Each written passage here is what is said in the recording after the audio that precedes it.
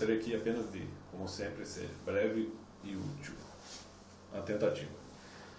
Então aqui eu gostaria de falar sobre duas personalidades brasileiras, bastante influentes, né? Um deles é o professor Olavo de Carvalho, grande filósofo brasileiro, especialista em diversos ramos do conhecimento e, no meu entender, um dos grandes pensadores da atualidade. E o grande músico Lobão, né? Um músico brasileiro de quem a obra eu venho, vamos dizer assim, admirando com mais vontade de uns anos para cá. Claro, eu cresci escutando o Lobão tocava na rádio direto, um homem que fez muito sucesso, mas nunca tive um interesse assim pela obra musical dele.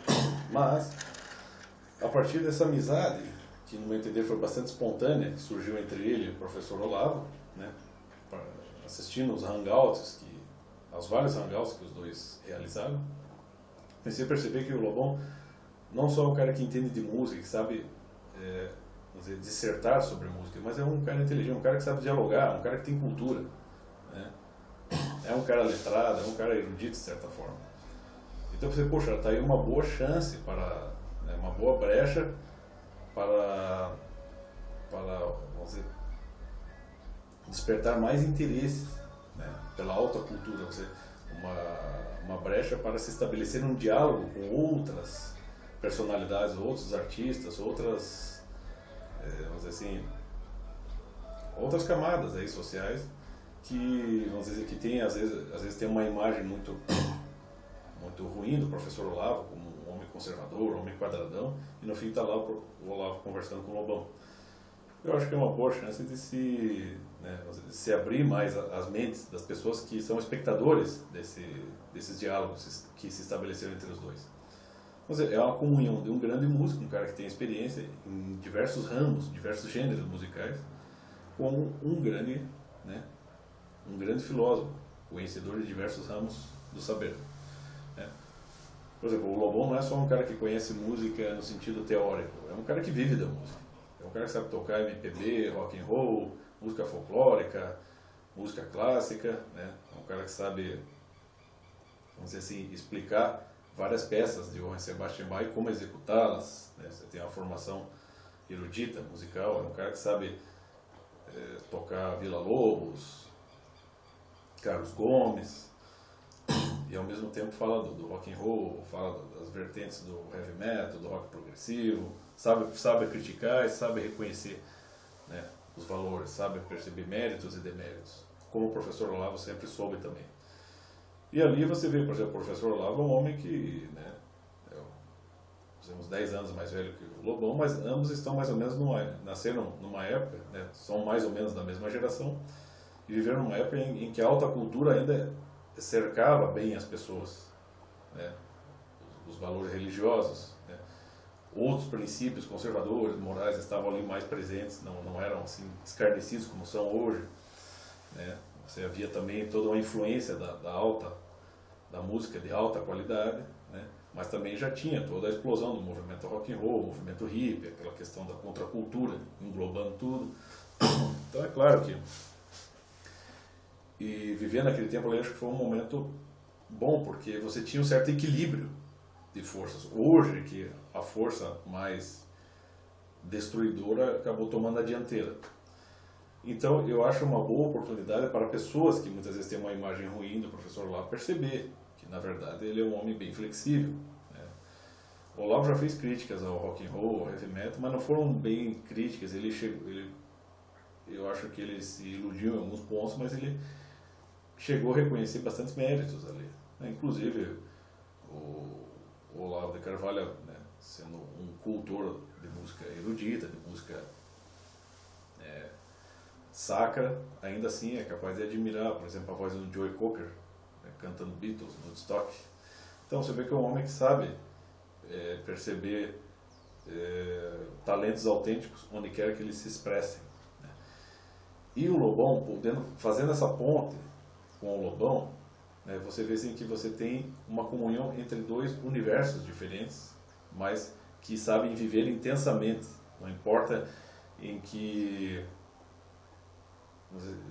não importa em qual grau de cultura eles possuem necessariamente e em qual ambiente estão vivendo e ao que estão se dedicando, mas são duas pessoas inteligentes, pessoas experientes no que fazem e que sabem comungar suas experiências e sabem chegar ao mesmo lugar, né, nos seus diálogos, né. Então ali você vê assim, eu acho uma boa oportunidade para a geração que está aí, né, porque, por exemplo, às vezes os chamados Olavetes, né, são muitos alunos do Olavo que, no meu entender, são aqueles tipos que não percebem ali a riqueza das aulas do professor Olavo, não entende ali que ele está querendo estimular, desenvolver os instrumentos intelectuais para que nós possamos, né, realizar o conhecimento. Então, muitas vezes, assim, um Olavete está lá pegado à música clássica e está lá cuspindo em cima de rock and roll, cuspindo em cima de MPB, de música folclórica, mas assim, tentando se envolver de uma maneira muito artificiosa com a música erudita, sem ter uma experiência com aquilo. Então é óbvio que eu não vou ouvir uma pessoa dessa. Uma pessoa dessa, não entender, não sabe nem o que está fazendo. Mas agora quando chega um homem que, apesar de estar muito mais envolvido com a música moderna, até com o rock and roll, mas é um cara que sabe, que tem experiência com a música clássica e que sabe lá ter um encontro com o homem da erudição e da competência do professor Olavo, bom, é ali que eu acho que é a fonte para se despertar o interesse para uma alta cultura musical, né? Porque o Lobão pode promover isso a partir dos diálogos dele com o professor Olavo. No meu entender é isso. Quer dizer, se eu for querer aprender um pouco mais de música clássica, bom, você pode realmente ter muitos cursos dentro dos diversos cursos que o professor Olavo lança ali, também muitas modalidades que falam sobre a música erudita, a música clássica. Mas se você quiser pegar uma experiência pessoal de alguém que também possa te explicar pessoalmente, né, te despertar um interesse, né, pela música erudita, você pode conversar com o Lobão, porque ele tem um contato com o Olavo, de certa forma ele tem uma proximidade com aquilo que o Olavo já explica, né. Por exemplo, eu comecei a me interessar por música clássica basicamente pela música erudita, basicamente pelo rock and roll e pelo heavy metal. Os músicos fazem referências a isso, incluem elementos de música clássica em seus álbuns. E foi dali que eu comecei a me interessar, a comprar discos de música clássica, escutar, e, claro, ao longo do tempo comecei a aprofundar mais, né, ali pela leitura do Otto Maria Carpo, por exemplo. Mas o interesse surgiu espontaneamente e de uma fonte que não tinha nada a ver com, necessariamente nada a ver com um universo erudito, mas despertou porque tem alguma referência, né. Eu até acho que numa aula de ética, o professor Olavo de Carvalho fala isso: qualquer produto de cultura que chegue à sua mão, né, ela vai fazer algum sentido e algum proveito intelectual você vai tirar dela, porque alguma referência sempre vai ter. Então, e a partir daí, de certa forma, foi se estabelecendo também essa relação, né. Um interesse espontâneo foi sendo intensificado por um interesse pelo conhecimento, um interesse espontâneo surgido ali da minha relação com a cultura rock and roll, por exemplo. Surgiu um pequeno interesse por música clássica que foi sendo intensificado depois por leituras mais eruditas. E eu acredito que muita gente que, às vezes, não sabendo, quer dizer, como se envolver com a alta cultura, no caso, a alta cultura da música clássica, por exemplo, da música erudita, né, estando ali, talvez participando de um curso do Olavo, mas não conseguindo pegar bem toda a complexidade daquilo, muitas vezes podendo ter contato com o Lobão, ou pelo menos ouvindo as palestras, né, as entrevistas do Lobão sobre música clássica, podem chegar a ter, vamos dizer assim, porque o Lobão vai falar uma linguagem mais acessível, mais popular, né, e isso certamente pode dar algum impulso, pode produzir um entendimento melhor, ou pelo menos um princípio de entendimento, né. Vamos dizer assim, para ilustrar o que eu quero explicar aqui, sempre que eu ia nas missas, quando eu era adolescente, eu nunca entendia a consagração da hóstia, quando o padre fazia, no momento. Eu não entendia quando ele dizia todo o procedimento, e a paixão de Cristo. Daí, quando eu estava escutando a Sympathy for the Devil, do Rolling Stones, no trecho em que ele cita a relação, a presença do demônio diante de Cristo, em seu momento de dor e dúvida, foi naquele momento, quando eu li aquela letra, que eu entendi essa recado, aí eu passei a entender melhor as missas. Então, longe de me afastar da igreja, ao contrário, me aproximou. Foi bom. Eu acredito que pode ser uma experiência assim. Às vezes a pessoa, em contato direto com aquela alta cultura, não consiga, talvez, às vezes tenha algum bloqueio, ou aquilo, vamos dizer assim, entra na mente da pessoa de uma maneira muito artificiosa, muito, né, de uma maneira muito,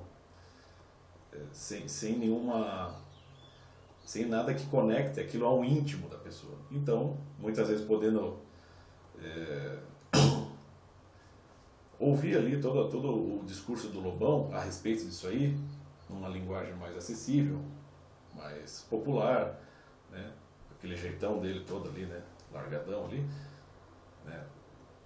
Talvez aquilo desperte algo diferente, algum entendimento, aquilo talvez, vamos dizer, acione algum mecanismo íntimo na pessoa que permita perceber melhor aquilo que está lá, né? Aquilo que é a alta cultura, por meio de uma pessoa que está mais envolvida com a cultura popular, mas que tem bastante experiência com a alta cultura, né? E por ter a experiência, possui as chaves certas para, vamos dizer, instruir quem está próximo dele, né, ou quem o ouve, de uma maneira mais simples, né, mais prática, né, e até mais íntima, por assim dizer. Não sei se eu estou me expressando bem. Então é mais ou menos isso. Então, por exemplo, o professor Olavo, ele vai falar da música erudita, vamos dizer, em diversos detalhes, de diversas formas, né? Um Otto Maria Carpo.